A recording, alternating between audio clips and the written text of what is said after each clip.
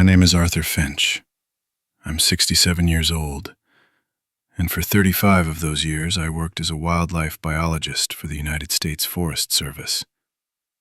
I've spent more nights under the stars than most people have spent in their own beds. I've tracked cougars, tagged bears, and studied elk migrations from the Cascades in Washington down to the Sierras in California.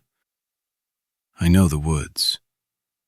I know the sounds, the smells, the subtle language of a forest at peace, and the stark, sudden warnings of a forest in distress. I thought I knew every secret the deep woods held. I was wrong. I retired about 5 years ago to a small cabin I'd built myself over the decades on a 40-acre plot that bordered the Gifford-Pinchot National Forest. It was my own slice of heaven, quiet and remote, miles down an unpaved service road the locals called Dark Forest Road for reasons that seemed quaint at the time. My days fell into a comfortable rhythm. I'd wake with the sun, drink my coffee on the porch, listening to the birds, and spend my afternoons maintaining the property, checking my trail cameras, or simply hiking the familiar game trails that crisscrossed my land. It was a solitary life, but I was never lonely. The forest was company enough. It was a living, breathing entity, and I was just a quiet guest within it. That sense of peace, of deep, ingrained familiarity, is the first thing I lost. Now the silence between sounds feels heavy, like a held breath. The rustle of leaves is no longer just the wind. Every shadow seems to stretch a little too long, to hold a shape that isn't right. The forest I loved is gone, replaced by a place I fear, and it all started with a sound that didn't belong. It was late October. The air had that crisp, wet leaf smell that signals the coming of the deep autumn rains. I was walking the northern perimeter of my property, checking for any new blowdowns from a recent windstorm. The forest was loud that day. Squirrels chattering in the Douglas firs, Steller's jays squawking their territorial insults, the distant drumming of a pileated woodpecker. Normalcy. Then I heard it. It was faint at first, a high-pitched, distressed sound, almost like a crying infant, but with a strange guttural rasp to it. It was a sound of pure misery. My first thought was a coyote pup caught in a fence, or maybe a fawn separated from its mother. It was a sound of suffering, and 35 years of professional instinct, of ingrained duty to the wild, compelled me to investigate. I moved off the trail, pushing through thick salal bushes and ferns that were still damp from the morning dew. The crying grew louder, more frantic. It had a desperate, pleading quality that tugged at something primal in me. It wasn't just an animal in pain. It was a creature terrified and alone.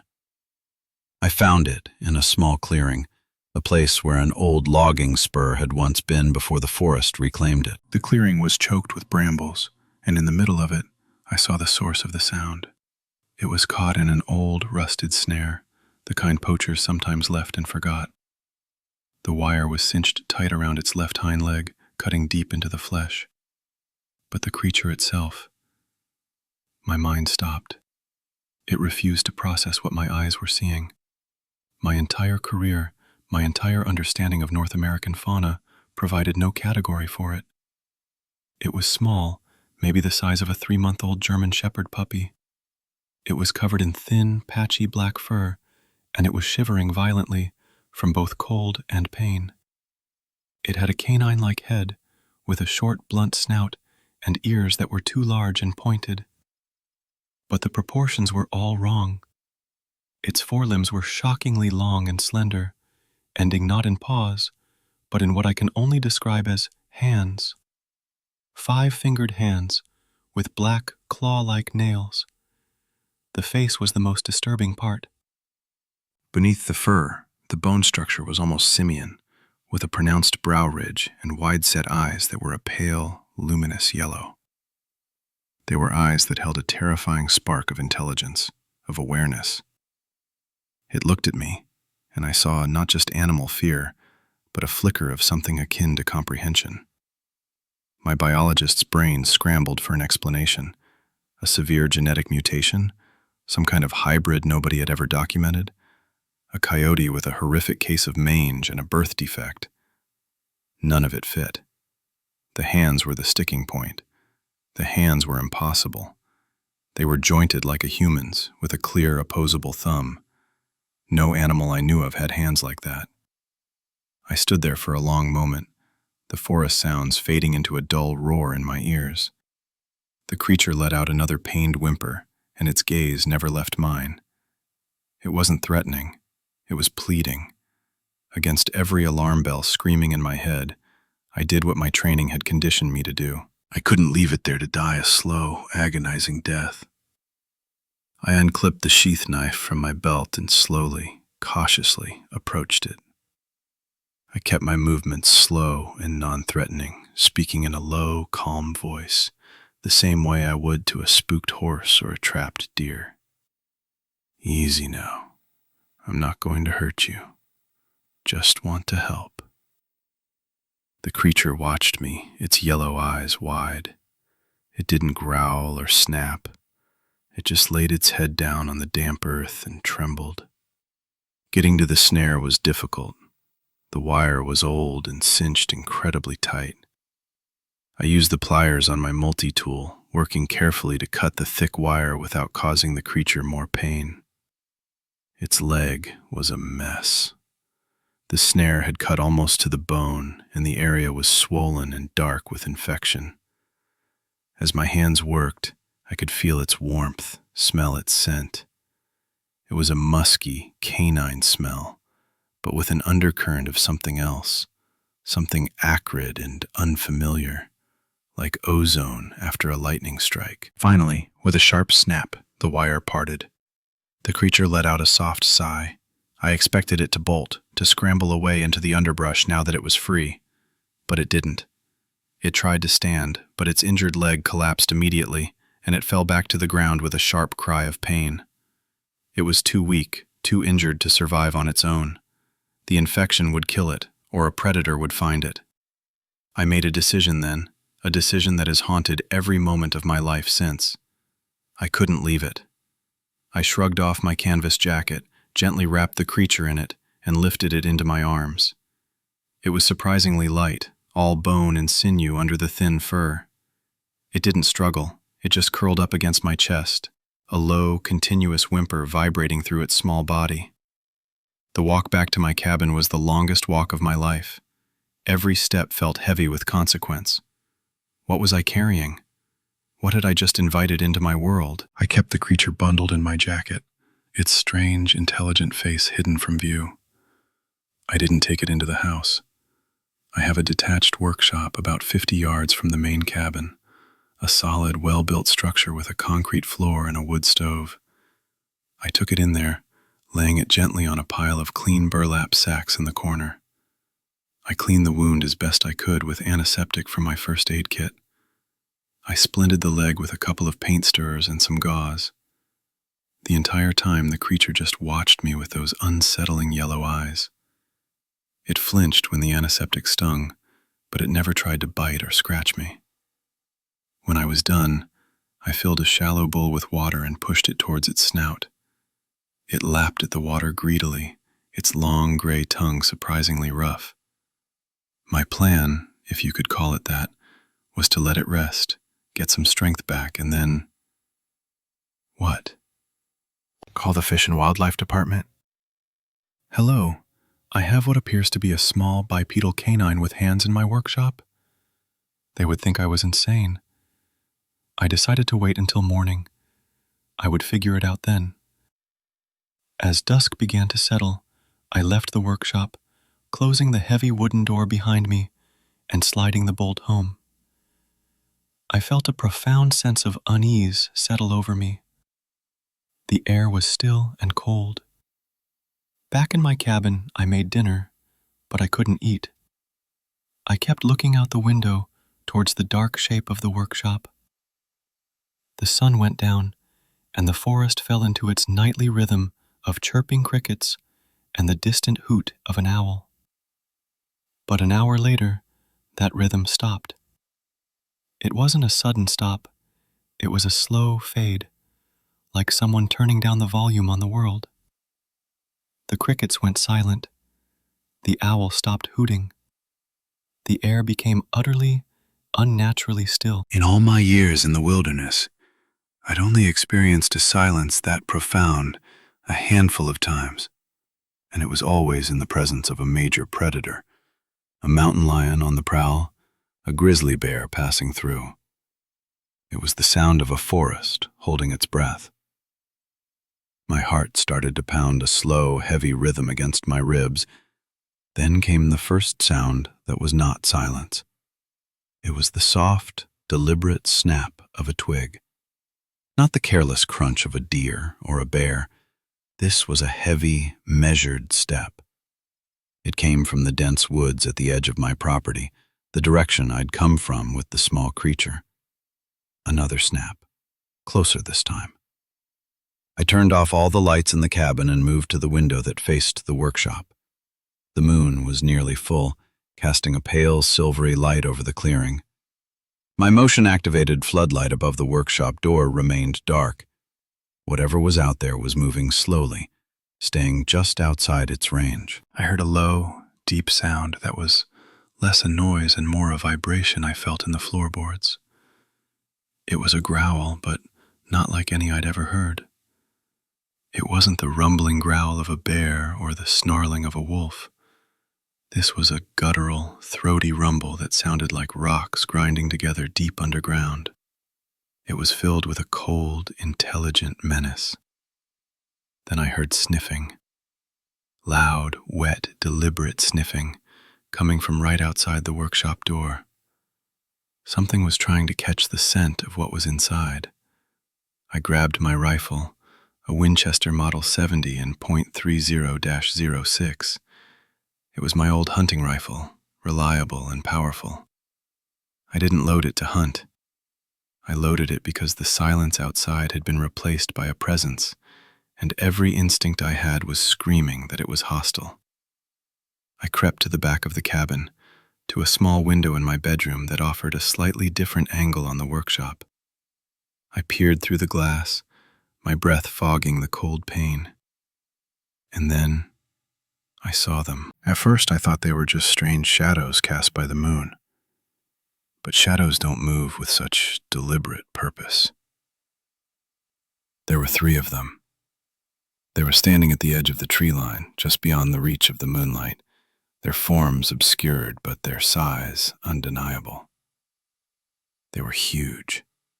They stood on 2 legs, their silhouettes impossibly tall and broad at the shoulders, tapering down to lean waists. They were not bears. Bears don't stand like that, so perfectly balanced, so patient. They were watching the workshop, their heads turning in slow, coordinated movements. One of them took a step forward, moving from the deep shadow of the firs into the pale moonlight. My blood went cold. It was over 7 feet tall, maybe taller. It was covered in dark, coarse-looking fur, the same black as the little one in my workshop. Its arms were grotesquely long, hanging down almost to its knees. The hands, which I could now see clearly, were massive, with thick fingers ending in curved black claws. Its legs were bent like a dog's, with the backward-facing hock joint, yet it stood and moved with a bipedal grace that was both fluid and deeply, horribly wrong. But the head was the thing that broke my sanity. It was a wolf's head, long and tapered, with a powerful jaw and a muzzle full of teeth that I could see even from that distance. But it was perched atop a thick, muscular neck on a humanoid torso. And the eyes. They caught the moonlight and reflected it back, not with the green or white shine of an animal, but with a faint, chilling, yellow-orange glow. They were the same eyes as the small one, eyes that held a terrifying, unmistakable intelligence. It looked at the workshop, then it turned its head and looked directly at my cabin, directly at my window. It knew I was there. It knew I was watching. The creature let out a low huff, a puff of steam in the cold night air. It took another step forward, and the floodlight above the workshop door suddenly blazed to life, illuminating the scene in stark white detail. I saw all three of them clearly now. They were identical in their monstrous design, though the one in the lead was visibly larger, its chest and shoulders more heavily muscled. The sudden light didn't startle them.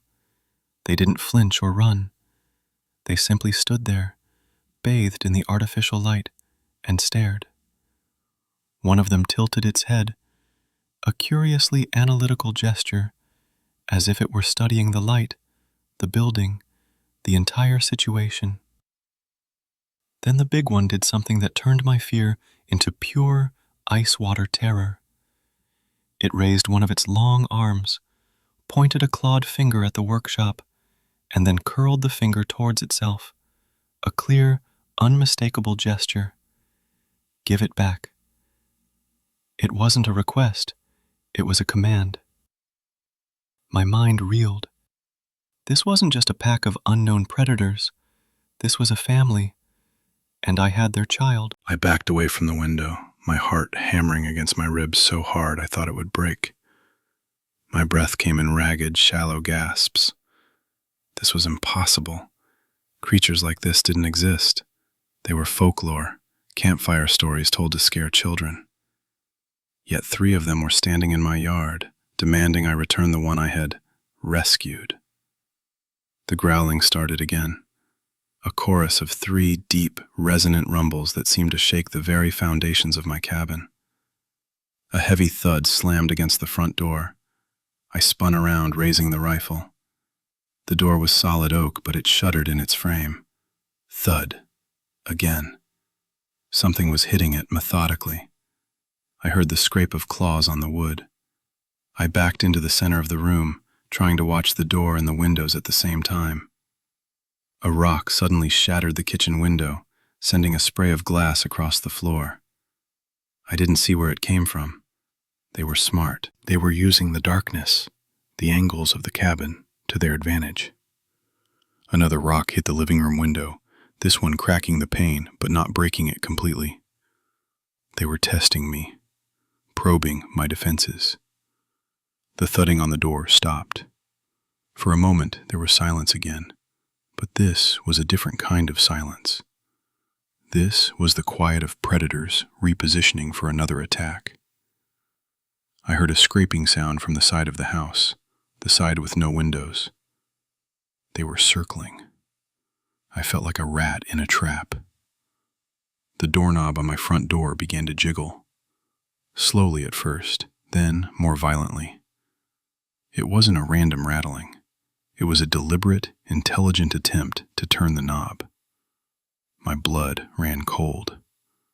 They understood how a door worked. This was a level of reasoning, of problem-solving, that shattered any lingering hope that I was dealing with simple animals. I fired the rifle. The blast was deafening inside the small cabin. I didn't aim at the door. I fired into the ceiling. It was a warning shot, a desperate roar of defiance. "Get away!" I screamed, my voice cracking. "Get the hell away from my house!" The rattling stopped. For a blessed few seconds there was silence. Then I heard a sound from outside that was worse than any growl. It was a high-pitched, chittering shriek of what sounded like pure rage. It was a sound that didn't belong on this planet. It was immediately answered by two other shrieks from different sides of the cabin. They were communicating, coordinating. The situation had escalated. My warning hadn't scared them off. It had enraged them. Suddenly, a tremendous impact slammed into the wall of the cabin, right next to the fireplace. The whole structure groaned. Framed pictures fell from the mantel. It felt like a car had hit the house. They weren't just testing the doors and windows anymore. They were trying to break the walls down. Another impact, this one on the back wall. They were systematically trying to find a weak point to smash their way in. Panic began to set in, a cold, greasy feeling that threatened to overwhelm me. I was trapped. My truck was parked outside near the workshop. Even if I could get to it, I had no doubt they would be on me before I could get the engine started. My phone was useless. There was no cell service this far out. The landline was my only connection to the outside world. I scrambled for the phone on the wall in the kitchen, my hands shaking so badly I could barely dial 911. It rang once, twice. A calm female voice answered. 911, what is your emergency? I started babbling, the words tumbling out of me in a frantic, incoherent stream. There are things outside my house. They're trying to get in. They're not bears. I couldn't find the words. What could I possibly say? They're monsters? The dispatcher's voice remained calm, professional. She asked for my address. I gave it to her, my voice trembling. Sir, can you describe what you're seeing? They're big, 7, 8 feet tall, like wolves, but they walk on 2 legs. They're breaking my windows. They're trying to break down the walls. There was a pause on the other end of the line. I could hear the faint click of a keyboard. Sir, are you under the influence of any substances? Her tone had shifted from concern to professional skepticism. No, I'm not drunk. I'm not crazy. Send someone, please. Just then, a heavy dark shape filled the broken kitchen window. One of them was peering in, its yellow eyes locked with mine from across the room.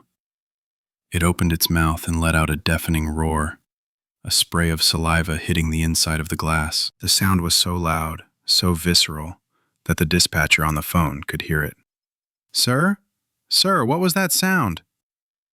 Before I could answer, the creature drew back its long arm and slammed its fist through the rest of the window, sending glass and splintered wood flying into the kitchen. I screamed and stumbled backward, dropping the phone. It dangled from its cord, the dispatcher's tinny voice calling out, Sir, are you there? Sir! The creature began to pull itself through the window frame, its massive shoulders barely fitting. I raised the rifle, my hands slick with sweat, and fired. The bullet struck it square in the chest. The impact was immense, throwing the creature backward out of the window with a grunt of pain and surprise. I heard it hit the ground outside with a heavy thud. For a moment, I thought I had killed it. But then I heard a furious, agonized howl, followed by a series of enraged snarls and chitters from the others. I hadn't killed it. I had just made them angrier than ever. I knew then that I wasn't going to survive this. They were going to tear the cabin apart piece by piece until they got to me. My only hope, my only insane, desperate chance, was to give them what they wanted. I had to get to the workshop.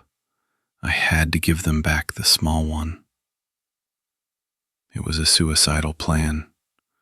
The workshop was 50 yards away, across an open clearing currently occupied by at least 2 and possibly 3 enraged bipedal wolf creatures, one of which I had just shot. I chambered another round, my mind racing. I couldn't go out the front door or through the broken window. The only other exit was a small, reinforced door in the utility room at the back of the cabin. It led to the area where I kept my woodpile. It was my only chance. The creatures were still focused on the front and side of the house, screeching and howling in rage over their injured companion. This was it. Now or never. I ran to the back room, my boots crunching on the broken glass in the kitchen. I took a deep breath, unbolted the utility door, and slipped outside. The cold night air was a shock. The air was thick with their smell, that musky ozone stench. It was overpowering. I pressed myself flat against the log wall of the cabin, my rifle held tight against my chest. I could hear them moving around the other side of the house, their heavy footsteps shaking the ground. I risked a peek around the corner. 2 of them were tending to the third. The one I'd shot was on the ground, but it was already trying to get up, a dark, wet patch spreading on the fur of its chest. The other 2 were nudging it, making low, crooning sounds. It was a bizarrely tender moment in the midst of the terrifying violence. They were a family, a pack, and I had hurt one of them. The largest one, the one I assumed was the alpha, suddenly lifted its head, its ears swiveling. It sniffed the air. It knew. It knew I was outside. It let out a sharp, guttural bark, and all 3 heads snapped in my direction. There was no more time for stealth. I broke from the cover of the cabin and sprinted across the clearing towards the workshop. 50 yards felt like 1,000 miles. The ground was uneven, and I nearly fell twice. I could hear them behind me, their shrieks of rage turning into the sounds of pursuit. I didn't dare look back. I could hear the pounding of their heavy feet, feel the vibration in the ground as they closed the distance. I reached the workshop door, my fingers fumbling with the bolt. It was stiff. For a horrifying second, I thought it was jammed. I put my shoulder into it, pulling with all my strength. The bolt slid back with a loud crack just as the first creature reached me. A clawed hand swiped at my back, tearing through my shirt and leaving 4 deep, burning gashes across my shoulders. I screamed in pain and tumbled through the doorway, managing to slam the heavy door shut behind me. I heard the massive impact as the creature crashed into the other side of the door. The wood splintered, but it held. I scrambled to my feet, my back on fire, and fumbled to drop the heavy iron crossbar into place. Another slam, harder this time. The door bowed inward. I knew it wouldn't hold for long. In the corner, the small creature was whimpering, terrified by the noise. Its yellow eyes were wide with fear. I had to act fast. The creatures outside were now tearing at the door, their claws ripping long gouges in the wood. I looked around the workshop, my eyes falling on the large, roll-up garage door on the opposite wall. It was my only way to do this without opening the main door and letting them in. I limped over to the small creature, my back screaming in protest. It shrank back as I approached, but it was too weak to move. "I'm sorry," I whispered, my voice hoarse. "I'm so sorry." I scooped it up. It was trembling uncontrollably, but didn't fight me. I carried it over to the garage door and grabbed the heavy chain for the manual pulley system. With a groan of protesting metal, the door began to lift. I opened it just enough to create a gap about 2 feet high at the bottom. The creatures outside heard the sound, and their assault on the main door ceased. I heard them moving, circling to the front of the workshop. I knelt down, the small creature still in my arms. I could see the legs of the 3 giants as they came to a stop just outside the garage door. They were waiting. I gently pushed the small one through the gap. It stumbled out into the moonlight and stood there, unsteady on its 3 good legs, looking lost and afraid. I immediately slammed the garage door shut, the metal door hitting the concrete floor with a deafening clang. I scrambled to the workshop's small, grimy side window to watch. The little one let out a soft cry. The largest of the adults, the one that had been directing the attack, moved forward slowly. It lowered its massive head and nudged the small one gently with its snout. The little creature leaned into the touch, whimpering. The giant then did something that I will never forget. It carefully, tenderly, scooped the small one up in its huge clawed hands, holding it to its chest like a human father would hold a child. The other 2 gathered around, making those same low, crooning sounds I'd heard earlier. The pack was reunited. For a moment, I felt a flicker of relief. It was over. I had given them what they wanted. But then the largest one turned its head. It looked directly at the small window I was peering through. Its yellow eyes burned through the darkness, through the dirty glass, and they found mine. There was no gratitude in that gaze. There was no relief. There was only a cold, chilling, absolute certainty. It was a look of profound, intelligent hatred. It was the look of an enemy who has memorized your face. It held my gaze for a long, terrifying moment, a silent promise of future violence. Then, as one, the three creatures turned and melted back into the shadows of the forest, taking their young with them. I stayed in that workshop until the first rays of dawn painted the sky gray. I didn't dare move. Every sound from the forest made me jump. When the sun was fully up, casting long shadows across the clearing, I finally found the courage to leave. I didn't go back to the cabin. I didn't grab my wallet, my keys, or anything else. The door of my workshop was shredded. The front of my cabin was a wreck of broken windows and splintered wood. My truck's tires were not just flat, they were torn to ribbons, the rubber hanging off the rims. I just started walking. I walked down the long gravel of dark forest road, my back screaming with every step, and I didn't look back. It took me 2 hours to reach the main highway. The first car that came by, a beat-up pickup truck driven by a logger, screeched to a halt when he saw me. I must have been a hell of a sight, covered in dirt and blood, my shirt in tatters. He drove me to the nearest town, to the county sheriff's office. I tried to tell them what happened. I tried to be rational, to sound like the sane, professional biologist I had been my entire life. I told them about the attack, about the creatures. They listened with a kind of weary patience. They took my statement. They sent a deputy up to my property. The official report was exactly what you'd expect. Probable black bear encounter, it said. The damage to the cabin was attributed to vandalism by person or persons unknown. The deep, 5-fingered claw marks on the door? Unusual markings, likely caused by a bear clawing at the wood. The tracks were dismissed as indistinct impressions, possibly from a bear, distorted by the soft ground. The bullet I fired? They found the casing, but no blood trail, no body. The deputy told me I was lucky to be alive, that a spooked bear can be unpredictable.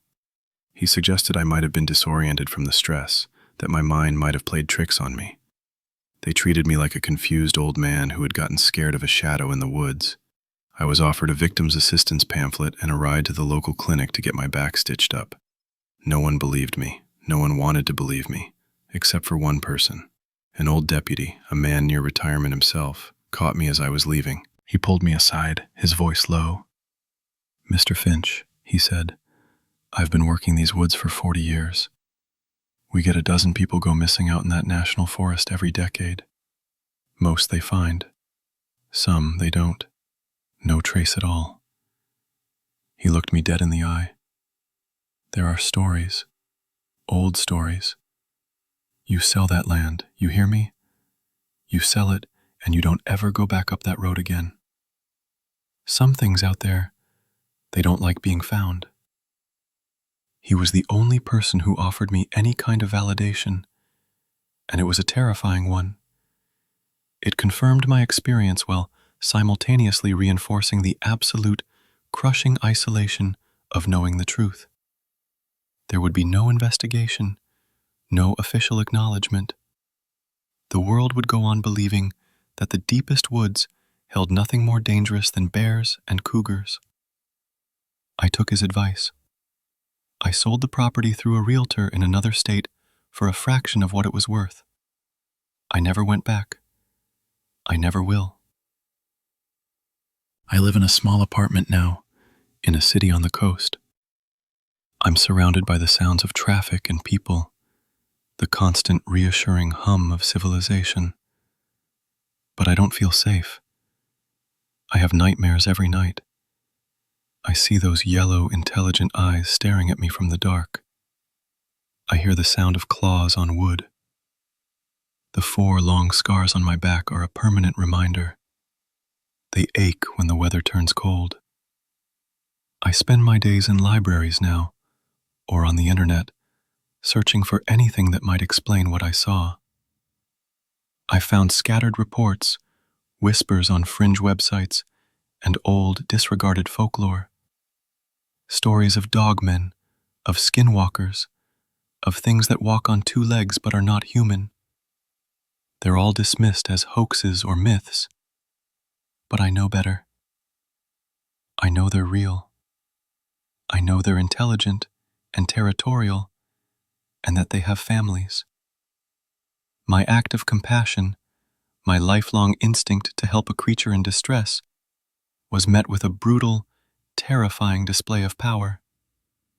They didn't thank me. They didn't leave me in peace. They hurt me, they terrorized me, and they marked me. That final look the Alpha gave me was not just a warning, it was a brand.